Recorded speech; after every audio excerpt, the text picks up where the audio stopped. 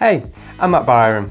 In this video, I'm going to show you a simple framework that helped us generate more than £1 million of new business through content marketing. This framework will help you create content that generates traffic, converts users into leads, and then nurtures people before and after they buy from you. Best of all, I'm going to show you how to set this up for yourself step by step. If you'd like to see more marketing strategy videos like this, then please click subscribe and click on the bell to get notified every time I release a new video.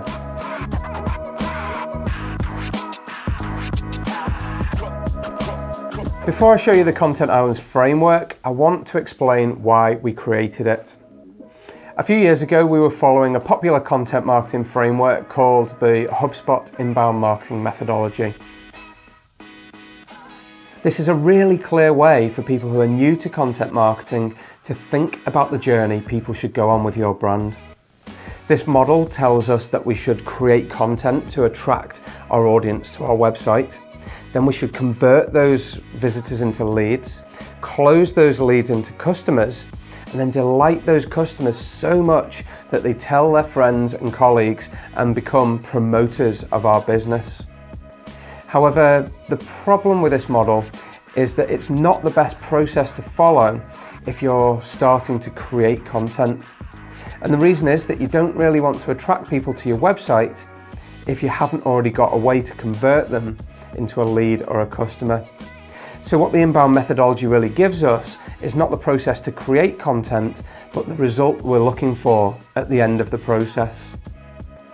In addition to this, with this model, it's all too easy to create a piece of content here, a piece of content there, all on different topics.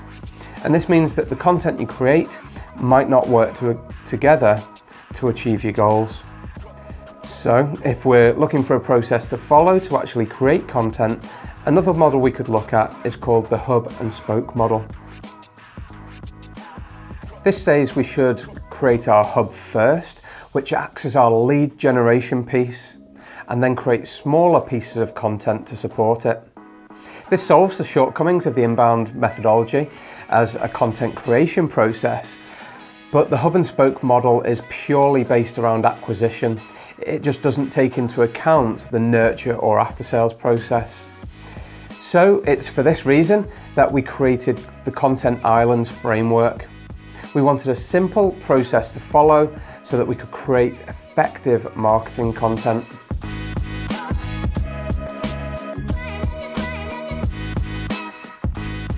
The Content Islands framework starts with your island. This is a lead generation piece such as an ebook, a white paper, a webinar, or a report. Basically, this needs to be a high value piece of content on your chosen topic. And ideally, this should be gated, so you ask for the person's name and email address in exchange for downloading it. This is the perfect way to generate new leads for your marketing funnel. An example of this is our Wise Owl ebook called How Much Does an Explainer Video Cost?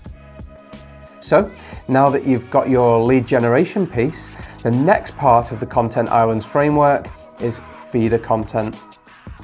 This is represented by boats, planes, and helicopters. Feeder content needs to generate traffic. It's a way for you to feed traffic into your island piece. So this type of content could be blog articles, social media posts, emails, display adverts, original research and data, infographics, interviews, videos, or guest posts.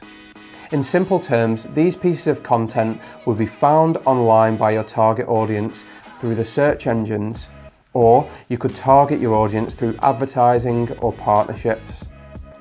Feeder content needs to be on the same topic as your island, but each of the feeder pieces can be on niche parts of the topic.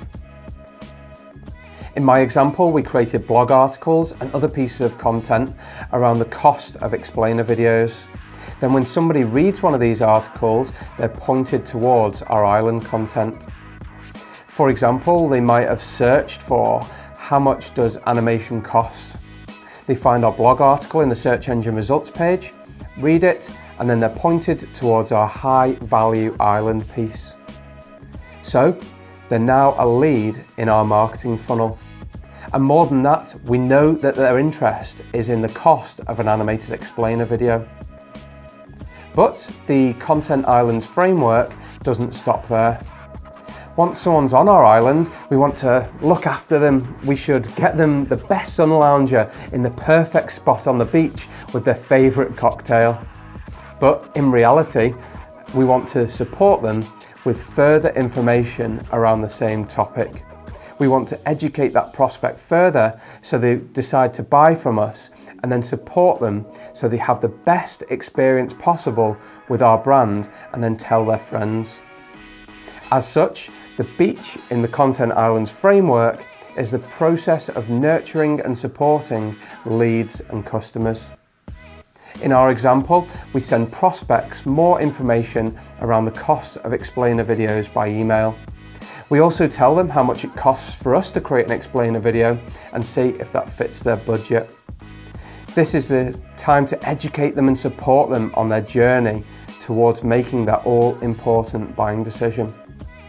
Then, once they've bought, we need to support them with after sales and service. Make them so happy that they tell their friends.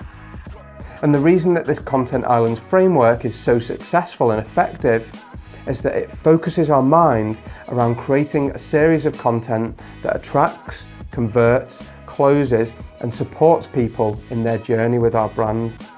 It gives us an order to create content in and makes us think about how each piece of content works as the whole.